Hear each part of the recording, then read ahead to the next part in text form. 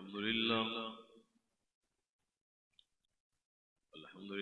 नहमदुहु व नस्तईनुहु व नस्तगफिरुहु व नु'मिनु बिही व नतवक्कलु अलैहि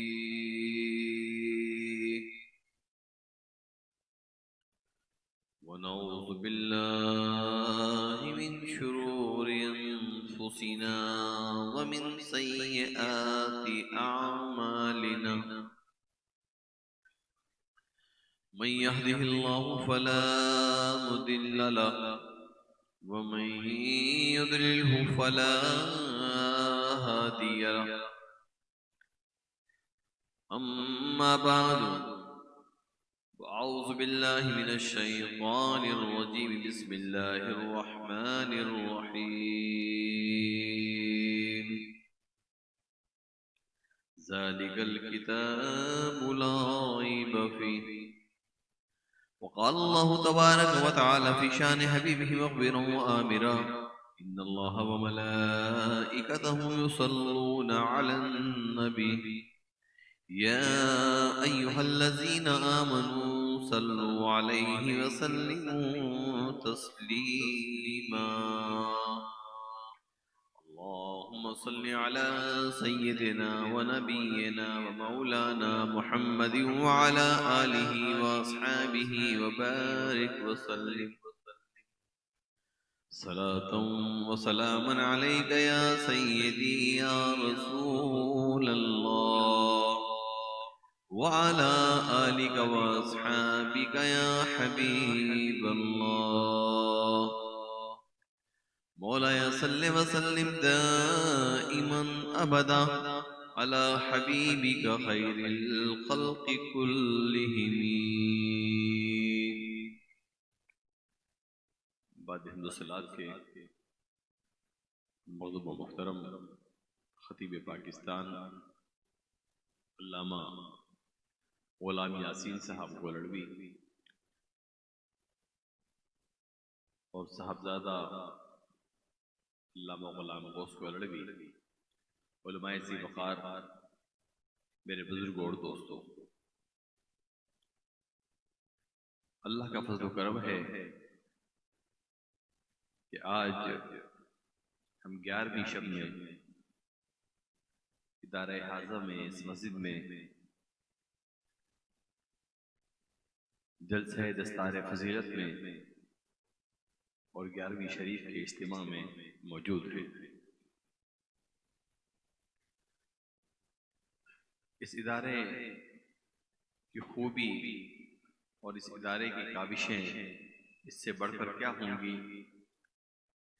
कि जिस इदारे के दर्जे ऊला का तालिब इल्म ख़त्म नबूवत पर तकरीर करते हुए 20 हवाले पेश कर दे, उस इदारे में जब तलबा इंतहाई दर्जों को पहुंचेंगे तो क्या कमाल होगा। समझता हूँ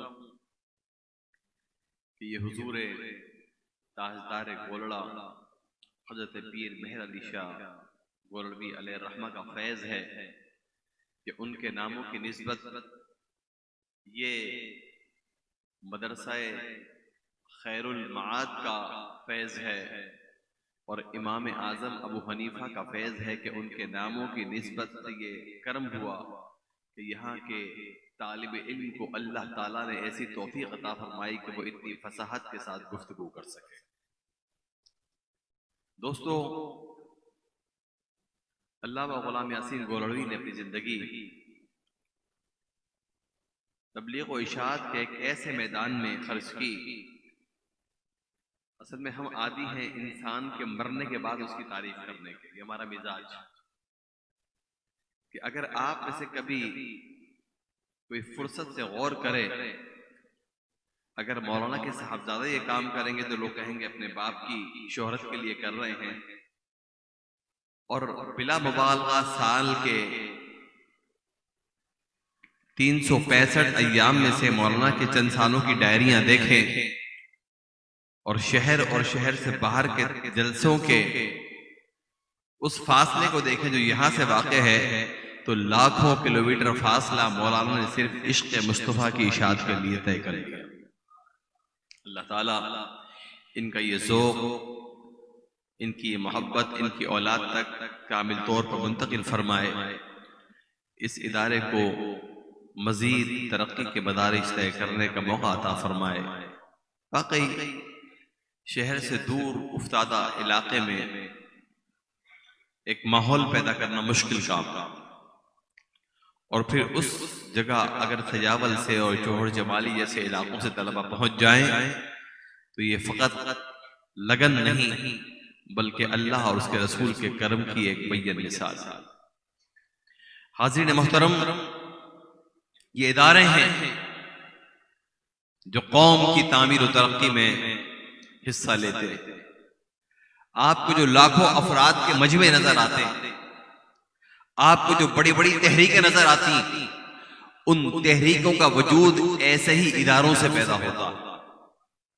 आप जिन अजीम शख्सियात के मद्दा हैं, आप जिन शख्सियात से अपनी निस्बत कायम करने पर फख्र करते हैं, वो शख्सियात ऐसे इदारों से पैदा होती। और लाजिम है कि सरपरस्ती की जाए उन इदारों की जहां से क़ाल अल्लाह और क़ाल रसूल की सदाएं बुलंद होती हैं, कि वही असल में दीन के मराकिज़ हैं। वही इस रुए जमीन पर कुफ्र की तमाम तर तबाहकारियों और गलतकारियों का मुकाबला करने के लिए वो नौजवान पैदा कर रहे हैं जो माशरे में एक तवाज़ुन कायम किए हुए हैं। वरना लिबरलिज्म ने, सोशलिज्म ने, कम्युनिज्म ने कोई कसर बाकी नहीं रखी थी। अगर इन इदारों से तलबा की सरपरस्ती न होती, ना मसाइद हालात के बावजूद इन इदारों में कुरान और हदीस की तालीम न होती, तो शायद आज इश्क़ रसूल की वो शमा जो पाकिस्तान और उसके एतराफ में मौजूद है, वो इस अंदाज से रोशन न होती। तो जब भी आपको मौका मिले, सबसे पहले तो ये कोशिश कीजिए कि आपकी औलाद में से कोई एक लाज़मी तौर पर किसी दीनी मदरसे की उस तहरीक का हिस्सा बने। किसी एक अपने बच्चे को अल्लाह की रजा के लिए दीनी तालीम की तरफ रग़बत दिलवाइए और उसे इसमें शामिल कीजिए। और उसके बाद जब आपको मौका मिले तो ऐसे इदारों की सरपरस्ती कीजिए कि जहां अल्लाह के दीन की इशाअत का फरीज़ा अंजाम दिया जा रहा है। हज़रात मोहतरम, आप अगर किसी एक दुनियावी तालीमी इदारे की तरफ जाएं तो आपको हैरत होगी कि लाखों का बजट, हजारों की फीस लेकर पूरा करना मुश्किल हो जाता है। वो स्कूल, वो कॉलेजेस जो हजारों में फीस वसूल करते हैं, वो कहते हैं कि इस महंगाई के दौर में हमें अपने तालिब इल्म की जरूरियात पूरी करना मुश्किल है, जबकि वहां बिलूम ताम और क़याम का बंदोबस्त नहीं होता। वो सिर्फ असाज़ा की खिदमत करते हैं और दीगर जराए से उनकी तालीम का बंदोबस्त करते हैं। उसके मुकाबले में वो मदारिस दीनिया जो कोई फीस नहीं लेते, वो तालिब को क़याम और ताम की पूरी सहूलतें मुहैया करते हैं। और ये अल्लाह का करम है कि वहां बज़ाहिर कोई ऐसा आमदनी का सिलसिला नहीं होता, लेकिन इसके बावजूद उनकी तमाम जरूरियात अल्लाह ताला गैब से पूरी फरमाता है।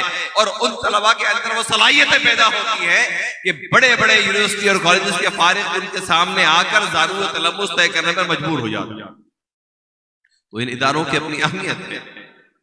यहाँ रूहानियत है, यहाँ नूरानियत है, यहाँ दिलों की इस्लाह है। अज़ीज़ान मन, आज 11वीं शब में हम यहाँ मौजूद हैं।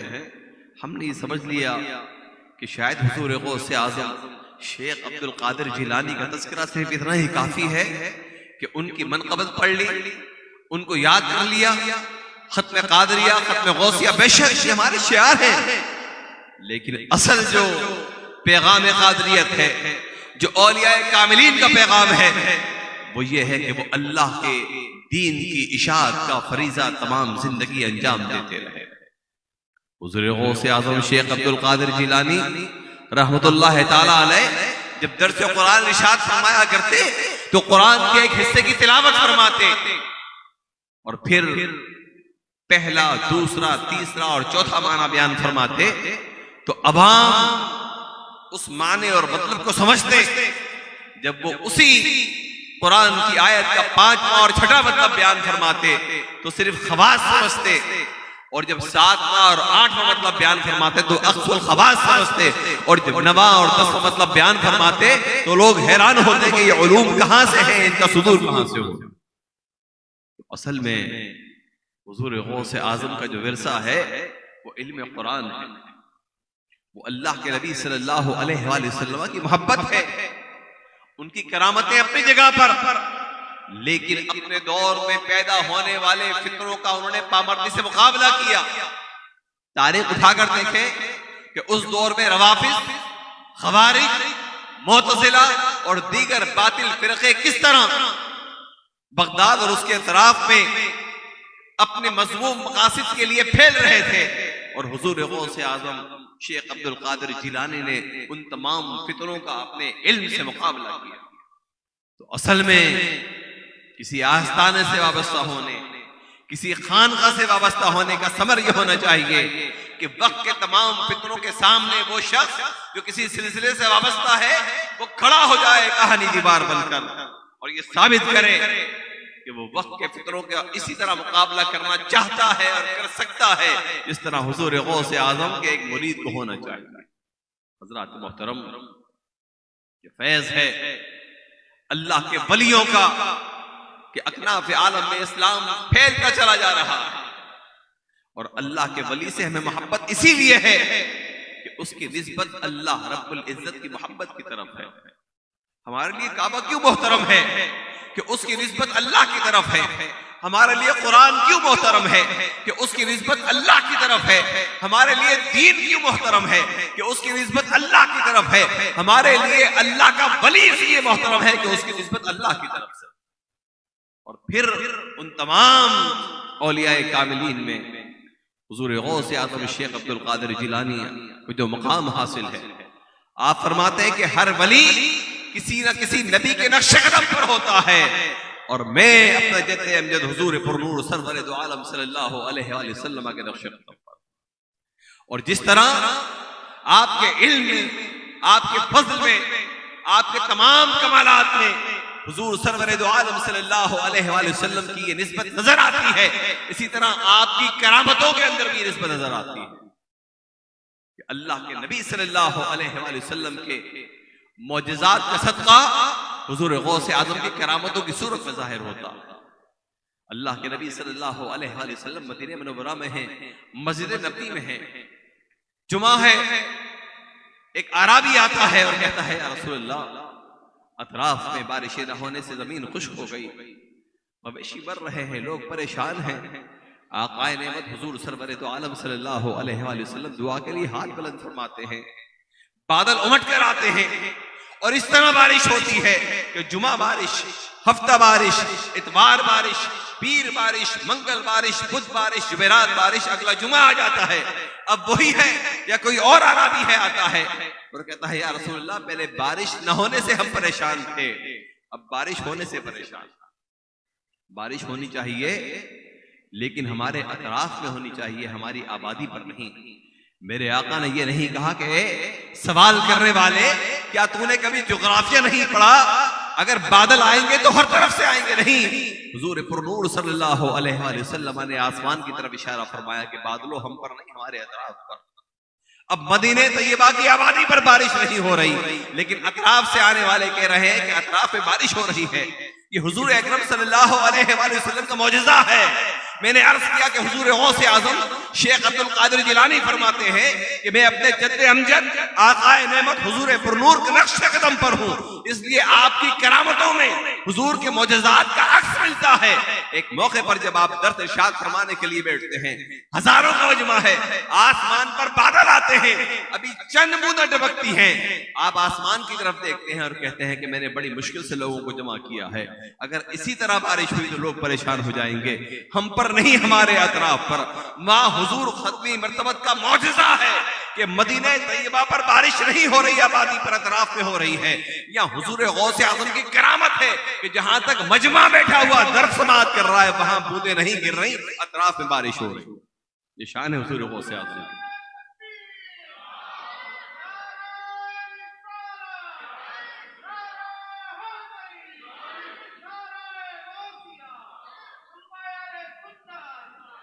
आए इस दौरे पुरफितन में किसी वली कामिल के दामन को थामे, आए अपनी जिंदगियों में से कुछ वक्त निकाल कर चले किसी ऐसी बारगाह में जहां दिलों की जिंदगी की बात होती हो, चले किसी ऐसे मर्द कलंदर की बारगाह में जो दिल को अल्लाह अल्लाह करने पर राजी कर ले।